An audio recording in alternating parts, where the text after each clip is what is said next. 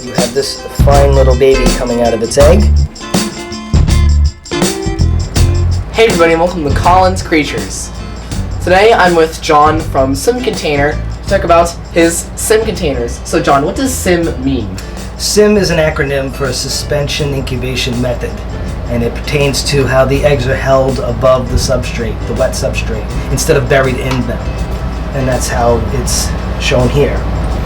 So we have two sizes, and so this is the small sim container. And the small sim container has a flexible lid, as you see here. And those are actual Rutan spiny tail iguana eggs, which I'm helping incubate for a friend. And this is how I set them up. I put about a ½ inch of water underneath the grid, and I add a teaspoon of water crystals, and then the whole thing turns to jelly. And I do that because if I just did water alone and I had to move this container, it could make waves and wet the eggs, whereas in a state of jelly, it's not going to move. It's actually a very safe way to do water as substrate, just turn it into jelly. This way you don't wet your eggs.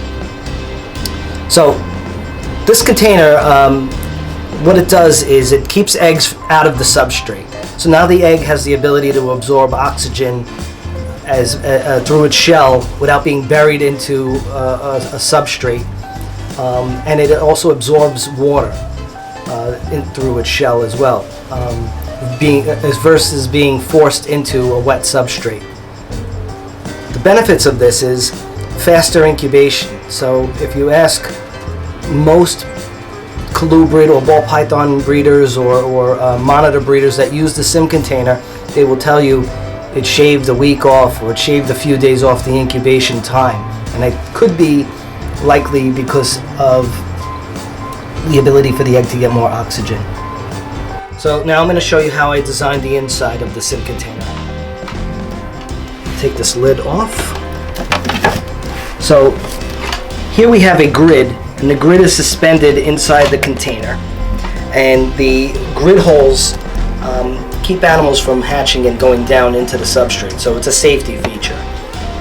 These are rails, and these rails are adjustable. So they have a peg on the bottom of each rail that allows you to widen your rows or shorten your rows depending on how large your eggs are.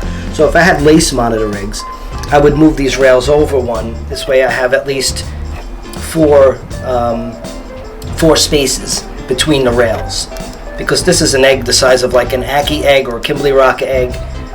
Maybe even bearded dragon eggs would be that big.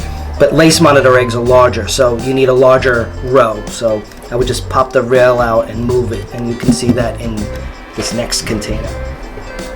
So this container was the first of the two size sim containers that I put out, and it works great for obviously spiny tail iguanas, dwarf monitors, colubrids, bearded dragons, crested geckos, gargs, lychees, Komodo dragons, whatever you want to put in it, it hatches.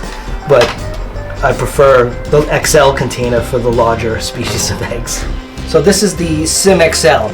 So this is twice the capacity of the small sim container, and it's taller inside. The dimensions are taller, so it can handle larger eggs, or like python eggs that are stuck together. It makes like a mountain of eggs. There's like 5 inches of space. So I'll take the lid off. It's a hard lid. This is Glad Wrap. So Glad Wrap is a membrane people use to wrap their food in to keep it fresh, while it also allows oxygen in but keeps water from escaping. So I use this membrane on my big monitor eggs because it lets more oxygen in, and that seems to be helpful with lace monitors and coming eye and other monitors. But I've hatched them without the membrane, so it's optional. I like using it. So here we have a surprise for you. We have a recently hatched lace monitor. This is a Bell's lace. So after 210 days, you have this fine little baby coming out of its egg. And you could see the grid rails are spaced to fit a larger egg. He's by himself because I don't want him to upset his other cage, his other egg container friends. Sometimes they run around and they knock the other eggs over, so I kind of separated him from the other eggs. And that is, so this container can handle 210 days without adding more water to it. So I set this up in June. I think it was June. No, it was before June. May. So in May, I set this container up with water and watered crystals. And it lasted this whole time. I didn't have to add any water to it. Wow. So that's an amazing feat with this. And so say if I had a container with perlite, that some breeders use perlite, and they bury their egg in the perlite. How do you know if the perlite became too dry over the course of 7 or 8 months? You can't tell. But water jelly wouldn't disappear. It stays its shape.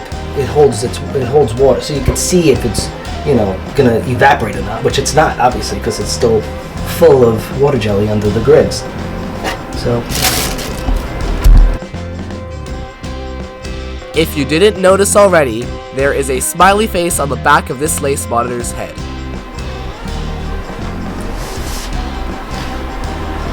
So if people want to get a sim container, where do they go to find one?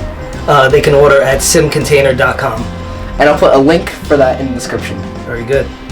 So thanks for showing me your product, and I'm going to be trying to breed some snakes in the future, and I'll definitely be using some sim containers to incubate them. I'll be happy to help you with that. It's great.